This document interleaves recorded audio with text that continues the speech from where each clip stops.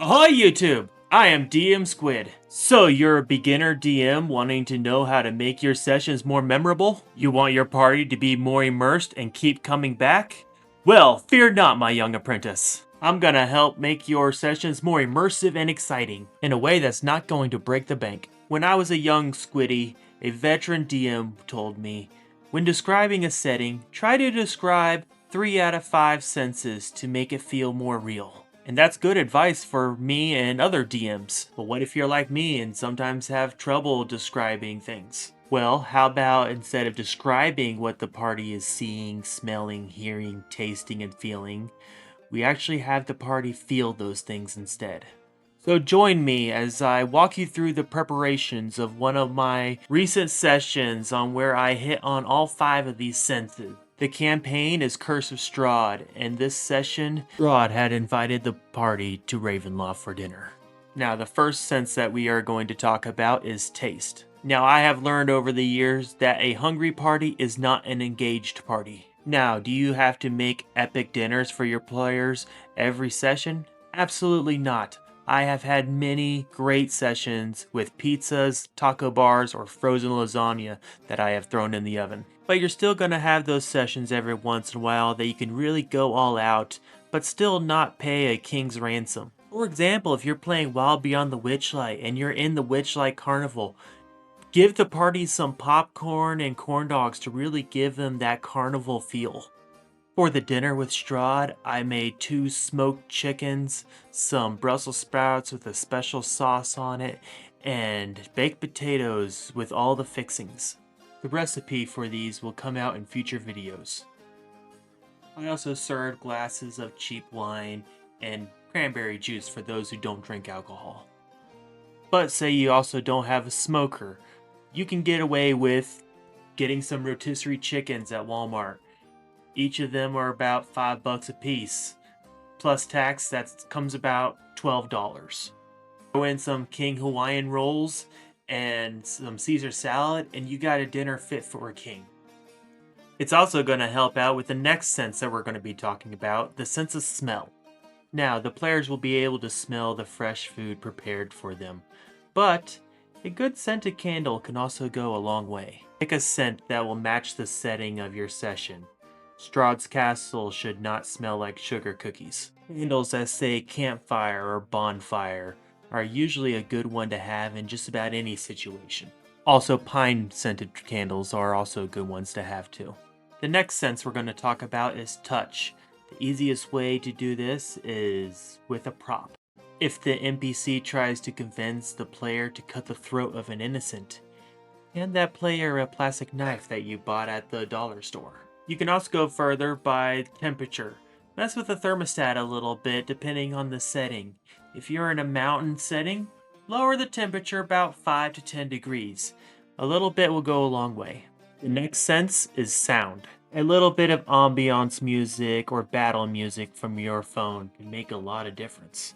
But also cutting off the music and having complete silence during intense moments can be powerful as well. Think of how movies use their music. It's not always epic battle music. Sometimes it's quiet and subtle. Along with that, also consider changing your own voice for different NPCs. You don't have to be an experienced voice actor. A slight accent or a change of a tone can make all the difference. When I voiced Strahd, I gave him a little bit of a Russian accent. I watched some clips from Hunt for Red October, and I practiced his monologues the day before. I'll give you an example by speaking Strahd's monologue that I wrote. I'll do half of it in my normal voice, and half of it in the accent in lower tone. Ah, honored guests, please eat, drink. You have at least earned this illusion of comfort. I must confess, when I first watched you brave little travelers crawling their way through my lands, I expected so very little. Another band of hopeful fools, another brief distraction. How could I not think this? So many have come before you, so-called heroes in armor, their speeches of justice and destiny. They all fall, So predictable, so boring. But yet here you are, alive, intact, standing in my hall, at my table, eating my food, drinking my wine, breathing my air. This is achievement. You have cut through horrors that break lesser souls. You have endured nights that would drive men to madness. You have danced beautifully upon the edge of despair. And for that, I congratulate you. You think you know who I am, but do you really know? You see, in Barovia, I am not merely ruler. I am curator, shepherd, God if you prefer poetry. Every scream, every triumph, every flicker of hope, I've cultivated them all. I speak the commands and they become reality on the stage of my design. And you? I have much enjoyed being in your audience and still directing the scenes around you. Yes, I see in your eyes. Even now you wonder, is he bluffing? Can we kill him? Is this where we win? No, but oh, how I hope you try. Because that is the beauty of you, my brave little adventurers.